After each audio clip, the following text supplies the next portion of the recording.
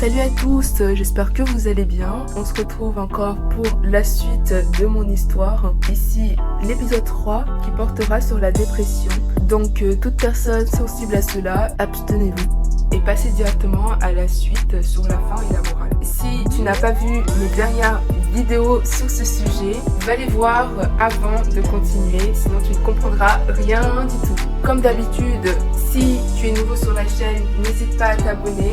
Sur ce, c'est parti pour la suite de mon histoire. Donc, comme je le disais sur ma dernière vidéo, les gens ne qualifieraient pas ma situation comme étant une dépression.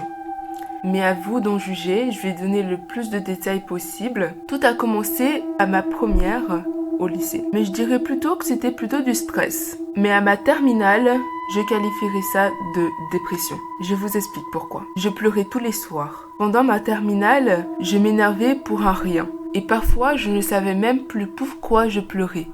Les larmes remontaient toutes seules. Plus j'avançais dans le temps, plus mes larmes me touchaient droit dans le cœur. Je sentais mon cœur se déchirer.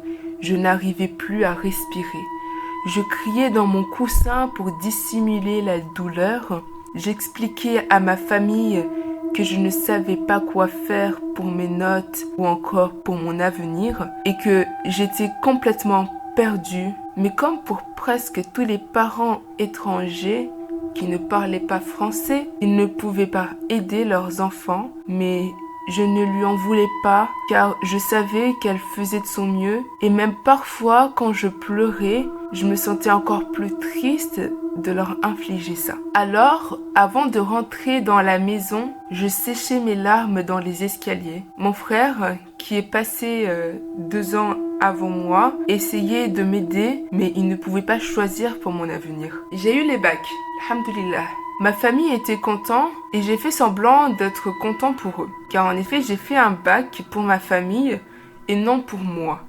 Je ne voyais pas forcément l'utilité de l'avoir. Et au final, vu que je ne savais toujours pas ce que j'aimais, ce que je voulais faire, j'ai passé énormément de temps en conseil d'orientation et j'ai fini dans une université de droit, option LAS, par défaut. Alors aujourd'hui, je me remets en question sur mon avenir. Je n'aime pas ce que je fais, je ne vois aucun avenir dans ce que je fais. Les moments où je pense tout arrêter se multiplient, juste arrêter de penser, arrêter de faire, juste regarder dans le vide.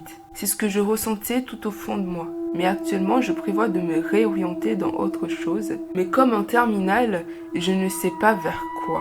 Pourquoi devons-nous choisir un métier alors qu'on n'en a jamais fait l'expérience? Je veux juste subvenir aux besoins de ma famille. C'est le seul but de ma vie.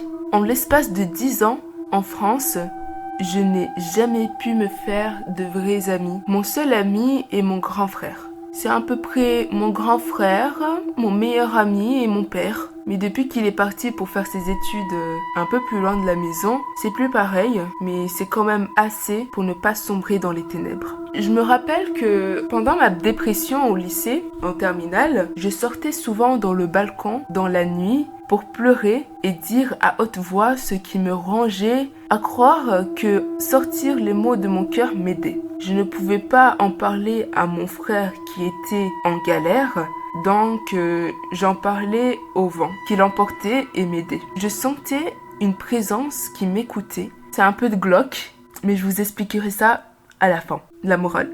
C'était une présence qui se trouvait vers le haut. Sur le moment, je pensais que c'était peut-être un être humain qui lui aussi était dans le balcon et qui m'écoutait. Mais je vous expliquerai ça encore dans la morale. Et donc parfois, mes parents, parce que c'était souvent pendant des heures de dîner, eux ils étaient dans la cuisine, moi dans le balcon, mes parents s'inquiétaient de me voir dans cet état. Enfin, ils avaient peur que je saute, mais je leur répondais toujours avec le cœur léger que je ne sauterais pas. Mais je finissais quand même par rentrer pour leur faire plaisir. Je faisais ça souvent, aller dans le balcon. Et je pense vraiment que c'est ce qui m'a aidé. Alors que c'était l'hiver, glacial, je m'abandonnais à ce rythme de dévoiler au ciel noir mes pensées et ma tristesse. Quelle belle phrase. Pour la fin de ce 3e épisode, je vous retrouve donc pour la fin, la morale de l'histoire, qui n'en est pas vraiment une. Je suis sûre que plusieurs personnes ont ressenti...